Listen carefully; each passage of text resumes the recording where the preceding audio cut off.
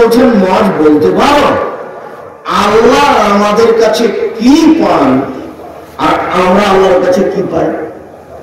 পরস্পর পাওনাটা কি? আমাদের একটা দাবি আছে, পাওনা আছে, আমরা সেটা পাই, দিয়ে দিতে হবে আমাদের। আর আল্লাহ আমাদের কাছে একটা পান, সেটা দিয়ে দিতে হবে। মহাজিবুল জাবাল বলছেন যে আল্লাহ রাসূল আলাম, আল্লাহ রাসূল ভালো জানেন, এগুলো আমি বলতে পারবো না, আমি জানি না। তখন আল্লাহ রাসূল বলছেন মজ শোনো, আল্লাহ আমাদের কাছে পান যে আমরা তার শিরক করবো না, এটাই তার পাওনা। আল্লাহ পাওনা আমাদের কাছে যে আমরা শিরক করতে পারবো না।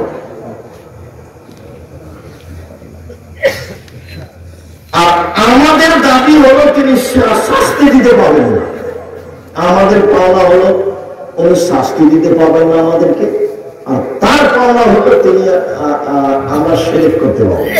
তো তারটা আগে না আমাদেরটা আগে? তারটা আগে।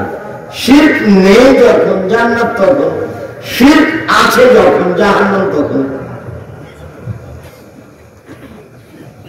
আব্দুল্লাহ ইবনে উমর রাদিয়াল্লাহু তাআলা আনহু বলেন রাসূল সাল্লাল্লাহু আলাইহি ওয়াসাল্লাম বলেছেন মান মাতা লা ইশরিক বিল্লাহি করা যায় না। কেউ যদি মারা যায় শিরক না করে তাহলে জান্নাতে চলে গেছে। আর কেউ যদি মারা যায় শিরক থাকে তো ফাদা খালাম না, জাহান্নামে চলে গেছে। তো পরস্পর পাওনাটা কি?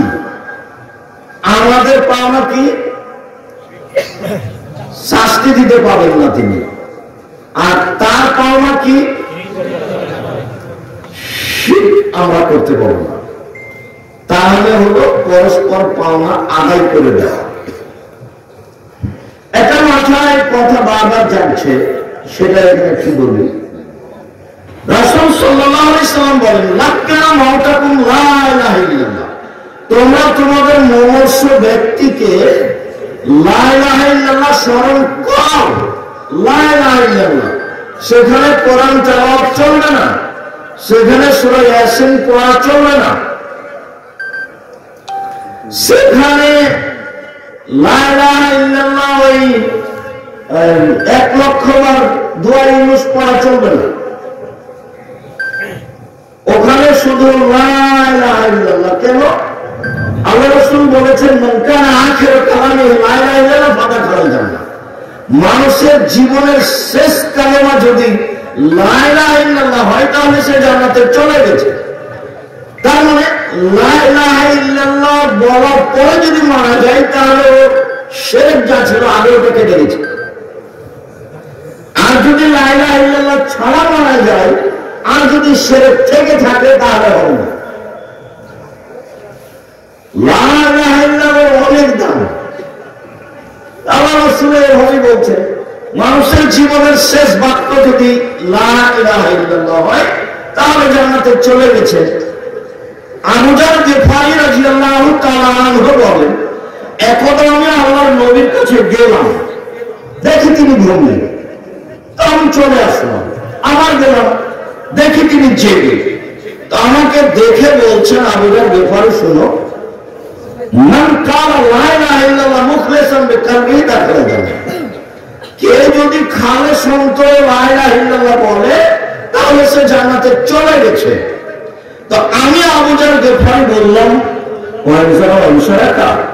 চুরি করলেও যাবে, জেনা করলেও যাবে? আল্লাহ রাসূল বলছেন চুরি করলেও যাবে, জেনা করলেও যাবে। আবার আমি বললাম চুরি করলেও যাবে, জেনা করলেও যাবে? তো তিনি বলছেন চুরি করলেও যাবে, জেনা করলেও যাবে। তো অবাক হয়ে বলছি আবার চুরি করলেও যাবে, জেনা করলেও যাবে? তো তিনি বলছেন আবু যার গিফারী তোমার নাকটা মাটিতে মিশে যাবে। আমি যে বলছি যাবে, তো তুমি আপত্তি করছো কেন?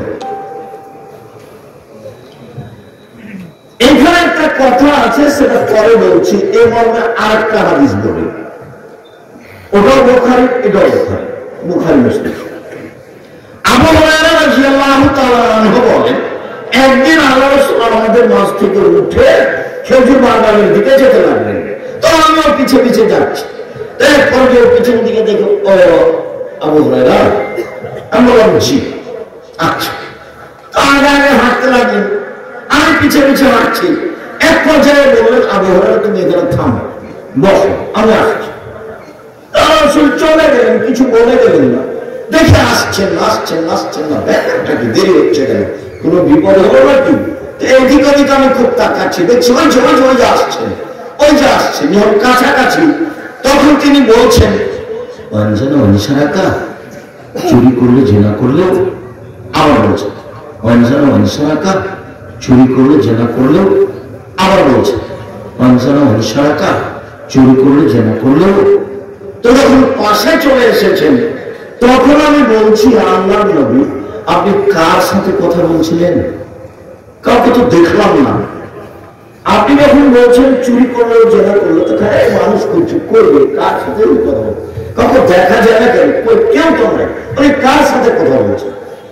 তখন আল্লাহ রাসূল বলছেন, দেখো আবু হুরায়রা, জিবরাইল আমাকে বলছেন যে কেউ যদি লা ইলাহা ইল্লাল্লাহ বলে তো জান্নাতে চলে গেছে। তো আমি মুহাম্মদ সাল্লাল্লাহু আলাইহি ওয়াসাল্লাম জিবরাইলকে বললাম, চুরি করলেও যাবে, জেনা করলেও যাবে? তো উনি বলছেন যে চুরি করলেও যাবে, জেনা করলেও যাবে। আমি বললাম যে চুরি করলেও যাবে, জেনা করলেও যাবে। তাহলে ঘটনা হলো, একবার আল্লাহর নবী আর আবু জাহল আর